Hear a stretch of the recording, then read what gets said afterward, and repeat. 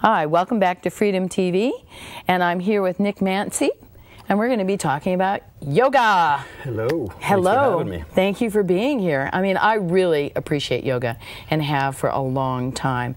And I understand there's all kinds of yoga.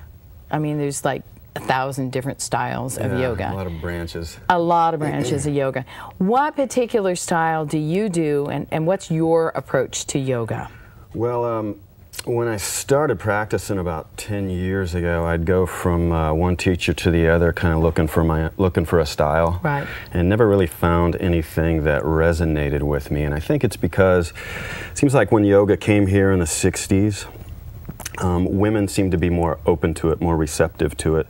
So they kind of took it and they kind of made it their own, it seems. So in large part what we see today in yoga, there's a lot of female energy behind it. And me having male energy. Female energy, well, I don't know. And having a sports background, right, and having a lot of tissue, you know, a lot of dense tissue in my body, I needed something stronger, a different approach. So I quit looking for teachers, and I learned enough to develop my own practice. Right. And in that practice, what I noticed over the years was, what I got it down to was the fundamentals. Like, what is it about this yoga practice that's making me feel better? And that's why we do it, right? Yeah. We're doing it basically to feel better. Yeah. And that was getting into a stretch, revealing the stress in my body, revealing the resistance, revealing the pain. Depending on how much you want to get into, you can get into discomfort or pain, whatever. Yeah. But revealing that, and then with a certain breath technique, breathing into that to dissolve it as it comes up, and not waiting for it to come up and then recognizing it and holding on to it and then breathing into it, but getting a steady rhythm of breath going so that when it does surface, it's automatic. It just starts to evaporate.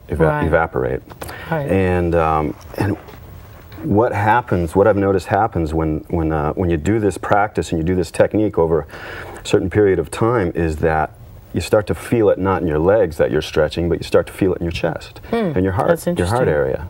And I've noticed I start to feel it in my head, in my temples, the tension in my head. Sometimes I'll get a headache, I'll get a heartache, but as long as I keep breathing, I'll open that up. So what happens is, with me and my yoga practice, is that if I do the stretching and do the breathing and just focus on that, not so much the Sanskrit or not so much the tradition, but de-emphasizing all the dogmatic stuff that comes with it, and some of it's beautiful, don't get me wrong, but it doesn't have to, you don't have to exercise those things to practice asana, which is poses, yoga through poses. So what happens is my heart starts to open and my mind starts to open. So that a closed mind and a closed heart seems to be the root of all conflict and all suffering on this planet, you know, from what I can tell. And it's isolating. It's very isolating. When we close our heart, we isolate ourselves and don't open up to others. When we close our minds, we isolate ourselves. So what happens when you open the heart and open the mind is that we experience union. And when we experience union, not only with others, but with the environment, with animals, with everything, we notice. Have you seen Avatar? Yes. Yeah. Well, we haven't seen the movie. We've seen the introduction. We want to go see Avatar. There's this synergy amongst the planet and the animals that, you know, rings true to home with us. It's just they're showing it in a different form. But so what happens is, as we open up our heart and open up our mind, we're noticing connection to everyone else. Not noticing our differences, but we're noticing our connection to everybody else. And not only to everybody else, but we notice it to the environment. And so we start taking care of the environment. We notice it to animals. We start taking care of animals. We start taking care of life. And the word namaste is,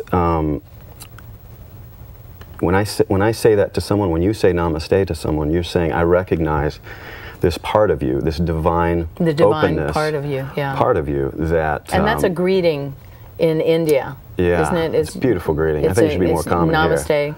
And it's instead of going up and shaking hands and checking whether you have weapons, in India they say namaste, which is kind of a different approach, which is really interesting. Yeah, it's a greeting. You're greeting someone from their very, core very of essence, who they are. their soul. Right. And so, what do you think is the greatest thing that you've gotten out of doing? And you've been doing this about 10 years?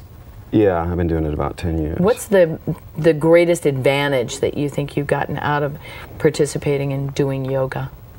I think it takes me away from the dysfunction of my mind. Because if the mind's run wild if you let the mind run wild for too long, without stopping it and calming it down and just being without thinking, it becomes destructive. And what we think, we draw to us. So not only dysfunctional, but if let run far enough, destructive. And so once the mind starts chattering and running about, and the further it gets and the busier it gets, it seems like we're looking for something to calm it down.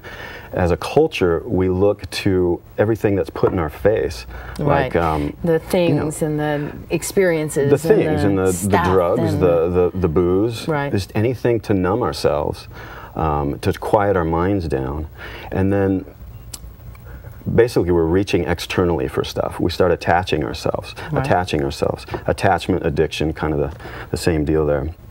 And so we become addicted and we become full of stuff. Of stuff, and having stuff, and doing stuff, being stuff, getting stuff, having control over stuff, having control over people. And we live in a culture of stuff, right? Yeah. Where we're accumulating. So I guess the greatest advantage I've had would be to freeing myself from all that.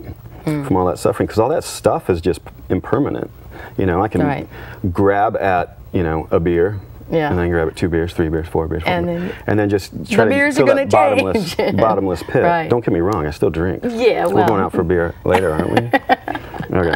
I don't know about that one, but we'll talk about that one. But I do want to show some pictures that you sent me. Okay. Those are really cool. So if we can bring up the pictures and you can describe to me what exactly it is you're doing. Now this is the one that I think you have on your business card.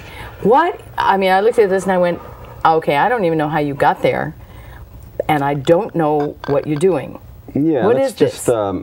It's Parsvakonasana. It's a side angle pose with my hands bound behind my back, and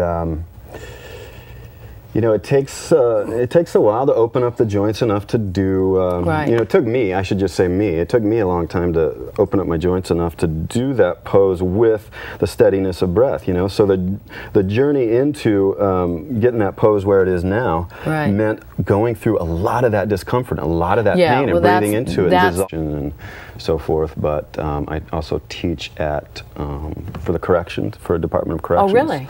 Oregon Department of Corrections. Excellent. It works really well. What I'm getting at, works really well for men, and not only men, but just male energy. This is the male approach to it. It's to go into the pain that is there. Is to move directly into it and dissolve it with the breathing. Whereas the yin approach, the female approach, would be to go into that soft spot that's already within you, move into that and nurture that, that as much as possible. And so I can see where this would have a great deal of advantage, especially with men, and also with particular personalities, like my personality as a woman. That is something, because I've been trained as a dancer, that I would find enthralling. For me, it would be something that I would go toward, rather than, that's one of the things that's kept me away from yoga, is this, that's interesting. Yeah, and I find that a lot. We're actually going to see you doing a few things in the next segment, but first we're going to take a very